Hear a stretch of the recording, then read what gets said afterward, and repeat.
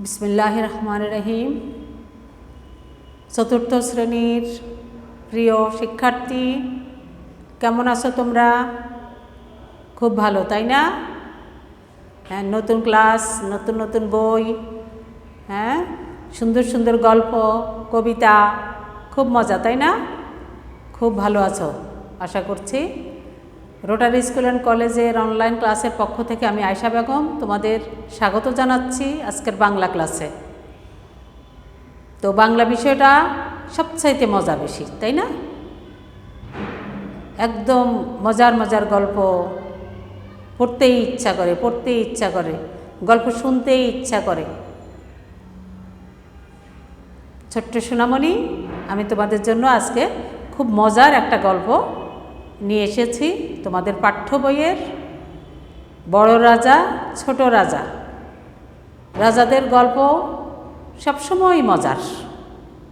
রাজা রানী পরী সবসময় রাজার গল্প, পরীর গল্প শুনতে ভালো লাগে, খুব মজার।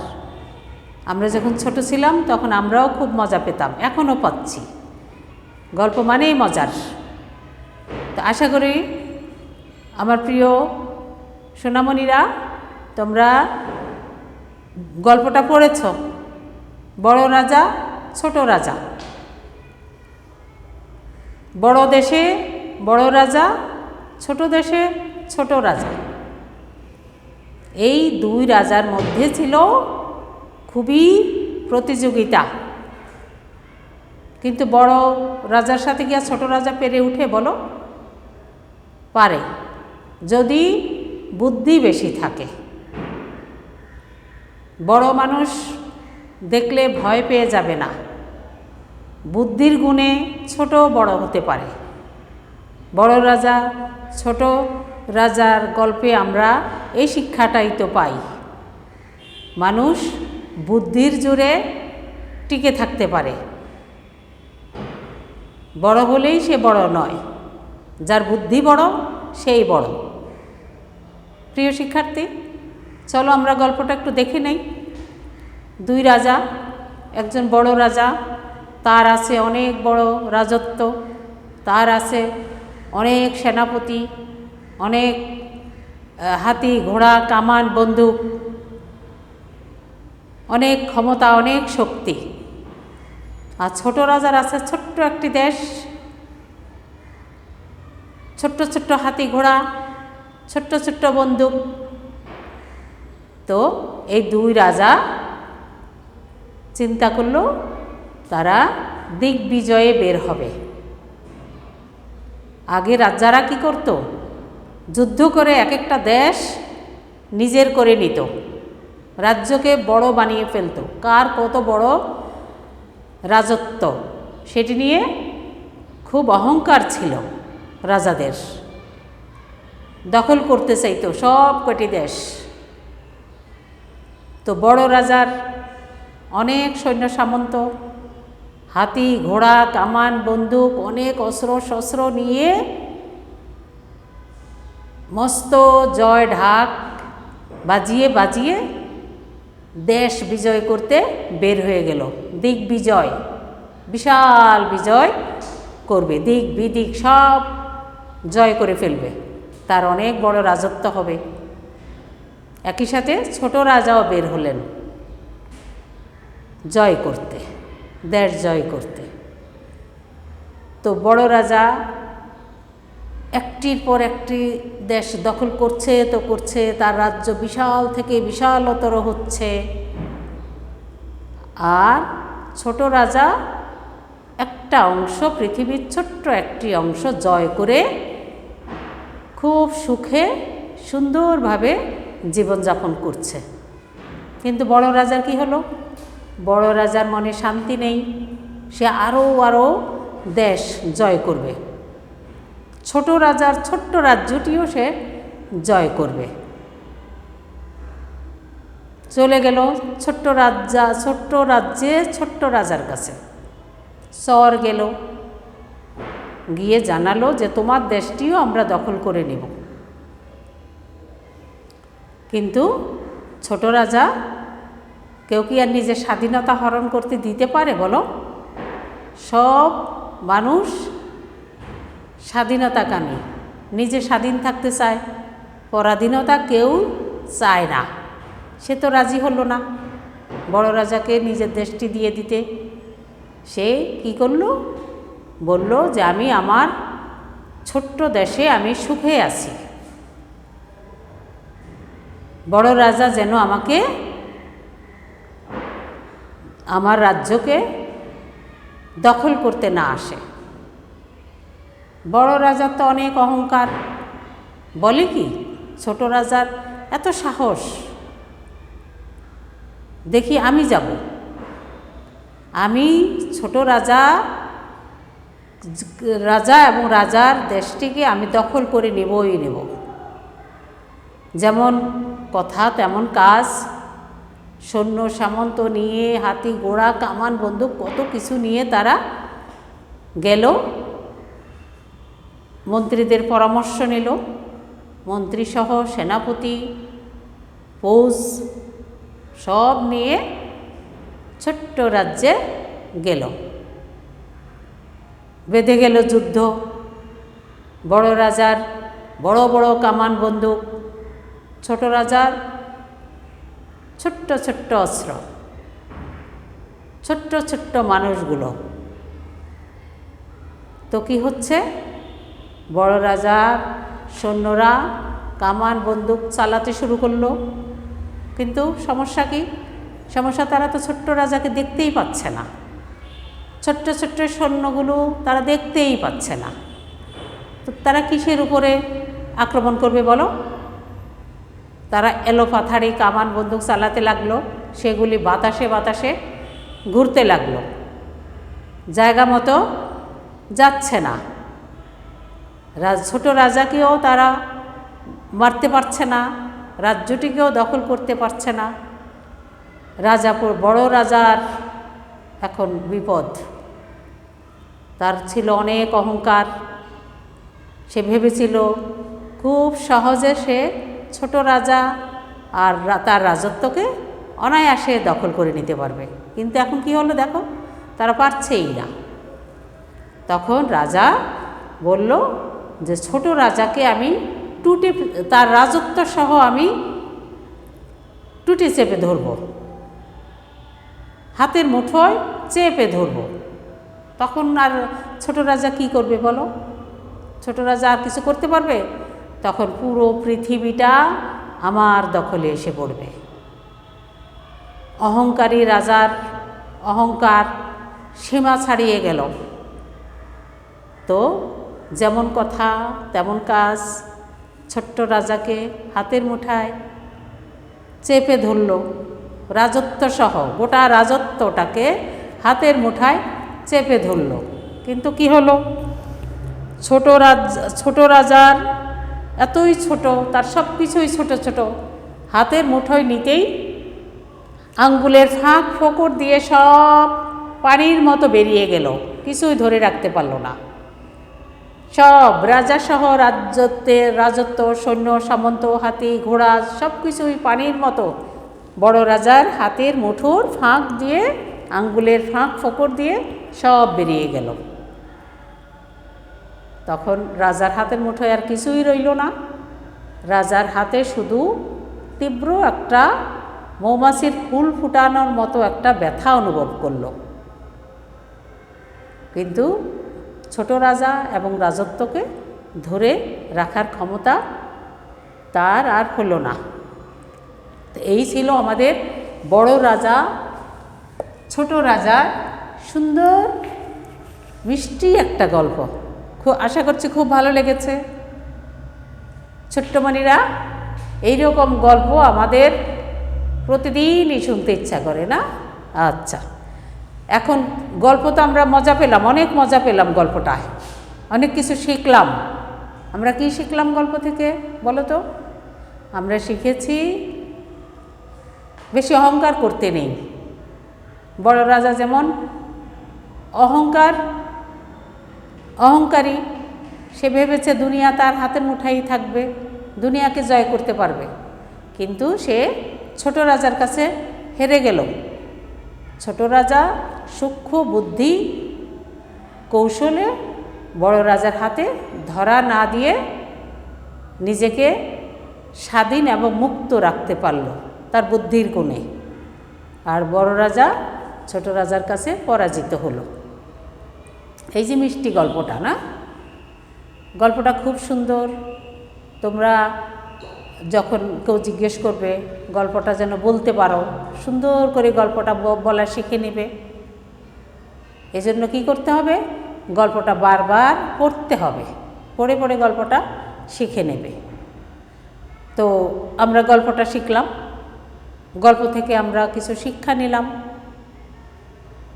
এখন আমরা গল্পের মধ্যে থেকে কিছু শব্দের অর্থ, কিছু শব্দ বিভক্তি, কিছু বাক্য আমরা এখন শিখব। যে বানানগুলো একটু কঠিন আছে, দুইটা বর্ণ যুক্ত আছে, এরকম অনেকগুলো শব্দ আমরা একটু বিশ্লেষণ করে দেখি। আমি তোমাদের জন্য এই যে বোর্ডে লিখে রেখেছি, দেখো, কামান বন্দুক, কামান বন্দুক, এগুলো কি? এগুলি অস্ত্র। এগুলো দিয়ে কি হয়? এগুলি দিয়ে যুদ্ধ হয়। শত্রু পক্ষের উপরে এগুলো নিক্ষিপ্ত হয়। মানুষ যখন যুদ্ধে নেমে যায় তখন তাদের হাতে এই অস্ত্রগুলো রাখে। বড় রাজা বড় বড় কামান বন্দুক নিয়ে যুদ্ধে নেমে গেল, মানুষ হত্যা করবে, শত্রুপক্ষকে নিধন করবে, হত্যা করবে। কামান বন্দুক। আর কি থাকে? হাতি থাকে, ঘোড়া থাকে, আর কি থাকে? জয় ঢাক, মস্ত জয় ঢাক। কামান বন্দুক হচ্ছে যুদ্ধের অস্ত্র।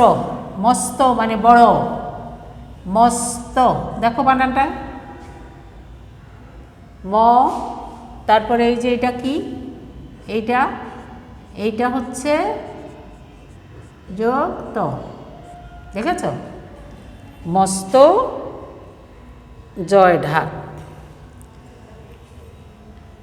জয় ঢাক, এই যে ঢাক ঢোল ফিটায়, তখন রাজারা যখন যুদ্ধে বের হতেন তখন তারা একটি বিজয়ের ঘোষণা দিতেন যে এই যে দেখো পৃথিবীবাসী, আমরা যুদ্ধে যাচ্ছি, আমরা ইনশাল্লাহ দেশ জয় করে আমরা গৌরবের সাথে দেশে ফিরে আসব। সবাইকে জানিয়ে দেওয়ার জন্য জোরে জোরে ঢাক পিটিয়ে জয়ের বাণী ঘোষণা করতেন, জয়ের কথা প্রচার করতেন। জয় ঢাক, দেখেছ? জয় ঢাক। তারপর দেখো সেনাপতি। সেনাপতি, প্রত্যেক রাজ্যে সেনাপতি থাকে, বিশাল সৈন্যবাহিনী থাকে দেশকে সুরক্ষা দেওয়ার জন্য, দেশের নিরাপত্তা দেওয়ার জন্য। বিশাল, আমাদেরও আছে সেনাবাহিনী, আছে নৌবাহিনী, আছে আকাশ রক্ষার জন্য বিমান বাহিনী আছে। তো এই যে বিশাল সেনাপতি, বিশাল সেনাবাহিনী, তার যে প্রধান তাকেই বলে সেনাপতি। সেনাবাহিনীর প্রধানকেই বলে সেনাপতি। সেনাপতির সঙ্গে ওই যে রাজা যখন যুদ্ধে বের হয় তখন সেনাপতি সঙ্গে থাকেন। সঙ্গে বানানটা এটা দেখো একটু, সঙ্গে। এখানে দেখো কি কি আছে, উ যোগ গ, সঙ্গে। একটা বর্ণের সাথে আরেকটা বর্ণ যুক্ত করে তারপর আমরা শব্দ তৈরি করি। তো শব্দগুলো যখন আমরা তৈরি করি তখন আমরা শব্দের সাথে শব্দ যুক্ত করতে গিয়ে কি আটসাট করে ফেলি। অনেক সময় আমরা বুঝতে পারি না যে এই কোন কোন বর্ণ এখানে যুক্ত আছে, তাই না? এই জন্য আমি তোমাদের একটু ভেঙে ভেঙে দেখাচ্ছি। সঙ্গে মানে সাথে। শব্দের অর্থটাও আশা করি বুঝতে পারছ। তারপর পুটলি। পুটলিটা কোথায় ছিল? ওই যে ছোট রাজা। পুটলি মানে ছোট্ট টোপলা, ছোট ছোট জিনিস যেখানে রাখা হয়, পোটলা, পুটলি, পুটলি মানে ছোট পোটলা, যেখানে যুদ্ধের সরঞ্জাম রেখে ছোট রাজা যুদ্ধে বেরিয়েছিলেন। পুটলি, পুটলি দেখো কি কীরকম বানানটা, পয়ের সাথে একটা কি আছে, চন্দ্রবিন্দু আছে। বেঁধে, বেঁধে, বেঁধে ফেলা, কিছুর সাথে কিছু আটকে ফেলা। বেঁধের মধ্যেও দেখো একটা চন্দ্রবিন্দু আছে, এই যে দেখো বেঁধেটা বানান চন্দ্রবিন্দু। তারপরে পৃথিবী, পৃথিবী বানানটা দেখো কীরকম, পৃথিবী, এটা কি, পয়ের সাথে একটা রিফলা আছে। তারপরে থয়ের হ্রস্বইকার আর ব হচ্ছে দীর্ঘইকার। পৃথিবী বানানটা তোমরা কয়েকবার লেখো, যে বানানটা কঠিন মনে হচ্ছে সেটাই তোমরা লেখো, কয়েকবার লেখো, 5 বার 10 বার লেখো, একদম বানানটা তখন আর কঠিন মনে হবে না। পৃথিবী মানে তো বুঝোই আমরা যেখানে মানুষ বাস করে। পৃথিবী হচ্ছে একটা গ্রহ, মহাশূন্যে ভাসমান গ্রহ, সৌরজগতের একটি অংশ। এই পৃথিবী সম্পর্কে তোমরা বড় হলে আরও আরও অনেক কিছু জানতে পারবে। রাজ্য, রাজ্য হচ্ছে এক একটা দেশের এক একটা নির্দিষ্ট সীমায় যে অংশটুকু, যেমন বাংলাদেশের একটা সীমার মধ্যে বাংলাদেশ অংশটুকু। বাংলাদেশ একটা বদ্বীপ, এর মানচিত্র তো তোমরা দেখো, একটা সীমা আছে, এই সীমার মধ্যে এক একটি রাজ্য, এক একটি অংশ, যার একজন রাজা থাকে, প্রজারা থাকে, সেনাবাহিনী থাকে, সেনাপতি থাকে, আরও আরও অনেক কিছু আছে। তো বাংলাদেশও একটা রাজ্য। চর, দূত, এরা কি করে, এরা হচ্ছে সংবাদ বহন করে। দেশের যে সংবাদ বহন করে এক জায়গা থেকে আরেক জায়গায় পৌঁছে দেয়, এক দেশ থেকে আরেক দেশে সংবাদ আদান প্রদান করে, তাদেরকেই বলে চর দূত। সংবাদ দূত বানানটা দেখো, এই যে দীর্ঘ, মনে থাকবে, দূত বানানে হ্রস্বকার হবে না, হবে কি দীর্ঘ। চক্ষু, চক্ষু, এখানে চক্ষু মানে কি, চোখ, দেখো এইটা হচ্ছে এই রকম একটা বর্ণ, যেটার মধ্যে দুটো বর্ণ আছে, ক এবং স। ছোট্ট সোনামণি, আশা করি লিখে ফেলেছ খাতায়, খাতায় লিখে ফেলো। আর তোমরা যখন বর্ণগুলো লিখবে তখন বর্ণের উপরে মাত্রাটা ঠিক করে দিবে, কোন বর্ণটা কোন স্টাইলে আছে বইতে, সেভাবেই লিখবে। তুমি যদি দন্তন্য মূর্ধন্য একই রকম লেখো তাহলে কি হবে, হবে না। কোনটার উপরে মাত্রা বেশি, কোনটার উপরে মাত্রা কম, কোনটার উপরে মাত্রা নেই, তোমরা প্রত্যেকটি বর্ণ লেখার স্টাইলটা বইতে দেখে নিয়ে সেভাবে শুদ্ধ করে বর্ণ লেখা শিখবে, তাহলে পরে আর তোমাদের বর্ণ লেখা ভুল হবে না। তাইলে প্রত্যেকটা বর্ণ তোমরা শুদ্ধ করে লেখার চেষ্টা করো, খাতায় লেখো, বেশি বেশি করে লিখতে হবে। আচ্ছা, আমরা চক্ষু বুঝলাম, চক্ষু মানে চোখ, এবং চক্ষুর মধ্যে যে যুক্ত বর্ণটি আছে সেটি ভাঙলে এই রকম হবে। তারপর দেখো রাজত্ব, রাজত্ব রাজ্যের অধিকারিত্ব, একজন রাজার রাজ্যের উপরে যে অধিকার সেটাই হচ্ছে রাজত্ব। খাপ্পা, খাপ্পা শব্দটা তোমাদের এই গল্পের মধ্যে আছে। খাপ্পা মানে ভীষণ রেগে গেলেন, বা বড় রাজা যখন ভীষণ রেগে গেলেন ছোট রাজার উপরে, সেটাকেই বলছে বড় রাজা খাপ্পা হয়ে উঠলেন। খাপ্পা, রেগে গেলেন, ক্ষেপে গেলেন, ক্ষেপে থেকেই খাপ্পা, ক্ষেপে যাওয়া, রেগে যাওয়া। রথ, রথি, রথ কি, রথ হচ্ছে একটা বাহন, যাতে করে মানুষ রাজারা এক জায়গা থেকে আরেক জায়গায় যায়। আর যিনি এই রথ চালান তাকে বলে রথী, মানে রাজার গাড়ি অথবা যুদ্ধের গাড়ি হতে পারে। রথী।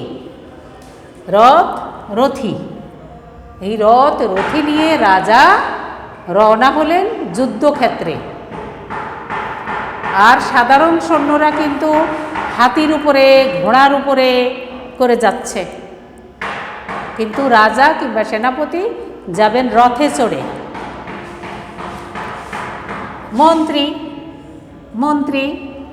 মন্ত্রীর বানানটা দেখো, এই যে যুক্ত বর্ণটা কি, ন আর ত র, এখানে তিনটা বর্ণ আছে, দেখো, ন যোগ ত যোগ র, মজা না? কি সুন্দর আমরা শব্দ যুক্ত বর্ণটাকে আমরা ভেঙে ফেলে আমরা দেখতে পাচ্ছি এর ভিতরে কি কি আছে। এখানে তিনটা বর্ণ যুক্ত হয়েছে, ও আরেকটি আছে, এই যে দীর্ঘ ই, দেখছো, চারটি বর্ণ। আচ্ছা, মন্ত্রী, প্রত্যেক রাজার মন্ত্রী থাকেন। রাজ্যের রাজত্ব চালানোর জন্য প্রত্যেক, আমাদের দেশেও মন্ত্রী আছেন, রাজা থাকেন, মন্ত্রী থাকেন। মন্ত্রণা, মন্ত্রীর একটি মন্ত্রণালয় থাকে, পরামর্শ, যেখানে সুপারিশ করা হয়, পরামর্শ করা হয়, পরিকল্পনা করা হয়। মন্ত্রীর যে পরিকল্পনা সেটাই হচ্ছে মন্ত্রণা। বানানটা একটু কঠিন, তাই না? কয়েকবার লেখো, এই যে ন ত র মন্ত্র না, এটা কিন্তু মূর্ধন্য নয়, এটা দন্তন্য না, মূর্ধন্য নাটা এভাবে লিখতে হবে, দেখেছ? দেখো, আমি পাশাপাশি দুটি ন লেখা তোমাদের দেখাচ্ছি, একটা হচ্ছে দন্তন্য, একটা হচ্ছে মূর্ধন্য ন। দেখো, দুইটা দুই রকম, এখনই লিখে ফেলো। একটার মধ্যে পূর্ণ মাত্রা, এই যে উপরের মাত্রাটা পূর্ণ মাত্রা, এটা ছোট্ট মাত্রা, এটা লম্বা টান, এটা ছোট্ট টান। বর্ণগুলো খুব সুন্দর করে শুদ্ধ করে লিখতে হবে, দন্তন্য মূর্ধন্য ন। আশা করি লিখে ফেলেছ। আচ্ছা, মন্ত্রণা আমরা জানলাম। অনুবীক্ষণটা আমরা কোথায় পেয়েছি? বড় রাজা যখন ছোট রাজ্যটিকে জয় করতে গেলেন তখন তো কিছু দেখতে পাচ্ছেন না, কারণ সব এত ছোট ছোট, অনেকটা ধূলিকণার মতো, দেখতে পাচ্ছিল না। বড় রাজার সৈন্য সামন্ত তাদেরকে দেখতেই পাচ্ছিল না। তখন তারা অনুবীক্ষণ যন্ত্র, যেই যন্ত্রটায় ছোট্ট জিনিসটাকে বড় করে দেখা যায়, সেই জিনিসটার কথা বললেন, যে অনুবীক্ষণ যন্ত্র দিয়ে ছোট রাজা রাজত্ব, তাদের হাতি ঘোড়া, তাদের সৈন্য সামন্ত এগুলি দেখবে। অনুবীক্ষণ একটা যন্ত্র যেটা ছোট জিনিসকে বড় করে দেখা যায়। অনুবীক্ষণ শব্দটা তোমরা খাতায় 10 বার লেখো। এই যে এখানে ক্ষিয় আছে, এই যে আমি ভেঙে দিয়েছি, ক্ষিয়, মূর্ধন্য ন আছে, দেখেছ? দুইটা মূর্ধন্য ন আছে অনুবীক্ষণে, দুটোই মূর্ধন্য ন। এটা তোমরা শব্দটাকে 10 বার খাতায় লেখো। যুদ্ধ মানে তো যুদ্ধ, লড়াই। এটা কি? এটা হচ্ছে দ যোগ ধ, দুটো ধকে একসাথে করে ফেলেছে, যুদ্ধ, লড়াই। ফৌজ, বাহিনী, ফৌজ, দেখো, ফৌজ বাহিনী। তীর, কামান, যুদ্ধের অস্ত্র, তীর ছড়ে, আগে তীর, এইসব আগের দিনের যুদ্ধক্ষেত্রে ব্যবহৃত হতো। তোমাদের এই গল্পটি রূপকথার গল্প, বহু প্রচলিত রূপকথার গল্প, কাল্পনিক কাল্পনিক গল্প। তীর কামান যুদ্ধের অস্ত্র, পাপড়ে পাপড়ে পড়ে যাওয়া মানে খুব অস্থির হয়ে ওঠা, সিদ্ধান্তহীনতায় ভোগা, একটা বিরক্তিকর অবস্থা বোঝাচ্ছে, পাপড়ে পড়ে যাওয়া। সেনাপতি, টুটি চেপে ধরা।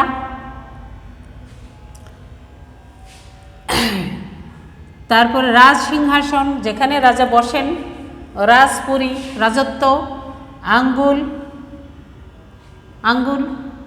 মানে আঙ্গুল। মৌমাছি কি? ফুল থেকে মধু সংগ্রহ করে যে মাছি, আশা করি তোমরা দেখেছো মৌমাছি। পিঁপড়া, প্রজাপতি, মাছি, যেই মাছিটা মধু সংগ্রহ করে সেটাই মৌমাছি। বিধে, এখানে দেখো একটা চন্দ্রবিন্দু আছে, বিধে। প্রত্যেকটা তোমরা এই প্রত্যেকটা শব্দ লিখে ফেলো খাতায়, লিখে প্রত্যেকটার অর্থ লেখো। এটাই আমি তোমাদের আজকে কাজ দেব। এই যে প্রত্যেকটা শব্দ লিখে তার সামনে ভাঙবে, যুক্ত বর্ণ থাকলে সেটা ভেঙে দেখাবে, এই রকম করে ভেঙে দেখাবে, তারপর অর্থটা লিখবে। এই যেমন আমি একটা উদাহরণ দেই কিভাবে কাজটা করবে। মস্ত, আচ্ছা, এটার এই যে যুক্ত বর্ণটাকে ভাঙ, তারপরে মস্ত মানে বড়, এই রকম করে অর্থ লেখো। এই প্রত্যেকটা শব্দ নিচে নিচে লিখে প্রত্যেকটা যুক্ত বর্ণ ভেঙে ব্র্যাকেটে দেখিয়ে দেবে আর পাশে অর্থটা লিখবে। তারপর যন্ত্রণা, এখানে দেখো ন তো আছে, ওই যে আমি দেখে দিয়েছি, ন ত র, মূর্ধন্য ন আছে। যন্ত্রণা মানে ব্যথা। তাইলে এই রকম করে প্রত্যেকটা শব্দ লিখে তার পাশে ভেঙে দেখাও, তার পাশে শব্দের অর্থ লেখো এবং প্রত্যেকটা দিয়ে সুন্দর বাক্য তৈরি করে ফেলো। এগুলি কিন্তু খুব মজার খেলা, আমি বলবো, বাক্য তৈরি করা। যেমন মস্ত দিয়ে একটা বাক্য বলো। পৃথিবীটা মস্ত বড়, আকাশটা মস্ত বড় আকাশ। তো এইরকম প্রত্যেকটা শব্দ দিয়ে বাক্য তৈরি করবে। তাহলে তোমাদের কি কাজ দিচ্ছি? কাজ হচ্ছে গল্পটিকে নিজের ভাষায় বলবে, গল্পটি থেকে কি শিখলে সেটি বলবে, গল্পের মধ্য থেকে যেই শব্দগুলো আমি দিয়েছি সেগুলি প্রত্যেকটা যুক্ত বর্ণটা ভেঙে দেখাবে, অর্থ লিখবে এবং একটি করে বাক্য তৈরি করবে। এই হচ্ছে তোমাদের কাজ। প্রিয় শিক্ষার্থী, আবারও বলছি, বাংলা বই খুব মজার বই, গল্প, কবিতা আবৃত্তি সবই মজা করে তোমরা বইটি একটা গল্প, কবিতা নিজেরা বাসায় বসে পড়ো। যত পড়বে তত শিখবে, পড়াশোনাও করবে, খেলাধুলাও করবে, মা বাবাকে সহযোগিতা করবে বাসায়। এখন তো অনেক সময়, আর করোনাকালীন সময়ের পরিষ্কার পরিচ্ছন্নতা বজায় রেখে নিরাপদে বাসায় থাকবে, হাসি খুশি থাকবে। তো আজকের মতো আমার ক্লাস এখানেই শেষ। তোমরা ভালো থেকো। আল্লাহ হাফেজ।